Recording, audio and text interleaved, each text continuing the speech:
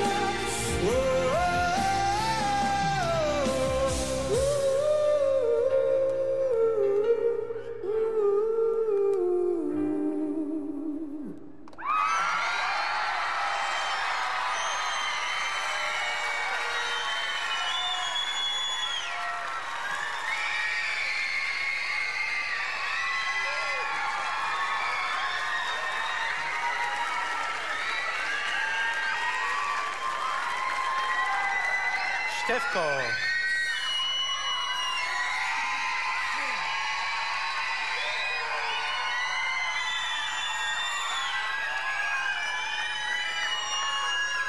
Ičo, dobrý večer. Dobrý večer, gratulujem ti, že si sa dostal do finále. Ďakujem. Nečakal si to, že? Ani ja som to nečakal. Tak dík. Ale vkus publika je pravdepodobne na mieste, pretože musím uznať, že oproti prvým castingom, keď sme ťa videli prvýkrát, si ty, ktorý si urobil jeden z najvýraznejších pokrokov. Ja ťa neslyším, pardon. Že hovorím, že je ten, ktorý urobil jeden z najvýraznejších pokrokov v tejto súťaži. Súhlasím, jasne.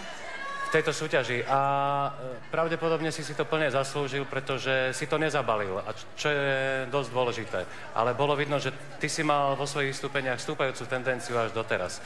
Táto pesnička je naozaj pre teba asi rajom v tom prípade. A musím povedať, že ti to veľmi sadlo kvôli tvojej farbe hlasu, pretože máš presne takú nedokonalú ako originálny spevák Chris Martin, ktorý keď spieva, tak mám pocit, že má stále rímu, alebo nádchu slovensky. A ty si takisto nedokonalý hlas, taký skôr anglicky, ako na nejaké veľké spievania a tak ďalej.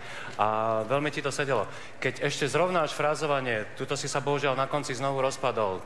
Ale to možno, že aj preto, že si mal radosť z toho, ako fanúškovia na teba dýchali a podobné veci. Takže pozor na to, kročme emócie, aj keď spievame, aby to bolo presne tam, kde to má byť. A falzety. Falzety, veľmi ťažká vec, pretože tie falzety zvládnuť, to nie je sranda a v zápätí prejsť do plného hlasu a tak ďalej. Takže to klobúk dole na začiatok veľmi dobré vystúpenie s malými chybičkami. Super, ďakujem. Ale krásně jsi to řekl. Ne, ale je to fascinující, protože to je obor, kde vlastně, a Pavel má naprostou pravdu, kde vlastně nedokonalost může být předností. A v tomto momentě ty jsi zvítězil, protože jsi se jiný nedokonalý jako zpěvák od Coldplay. Jo. Ale já jsem si uvědomil, když jsi zpíval, jak ta písnička vlastně, ona vůbec není jednoduchá, protože za prvé to skákání z normálního hlasu do falzetu, ale plus tam jsou poměrně složitý intervaly, vůbec to není jednoduchý, ty jsi se celkem toho zhostil, musím říct, určitou grácí, což určitě ocení velká část publika. A chvilkama si tam měl i takovou nedbalost, chvilkama teda já jsem aspoň viděl, jak myslíš na to pro Boha, co teďka přijde, nebo aspoň mě to takhle připadalo, můžu se mýlit, jo? Ale chvilkama si byl takový nedbalej a v těch okamžicích jsi mi líbil zdaleka nejvíc. Takže vlastně hele, na té tvý křivce toho růstu, jak takhle stoupá, to byl velmi dobrý výkon. Ďakujem moc.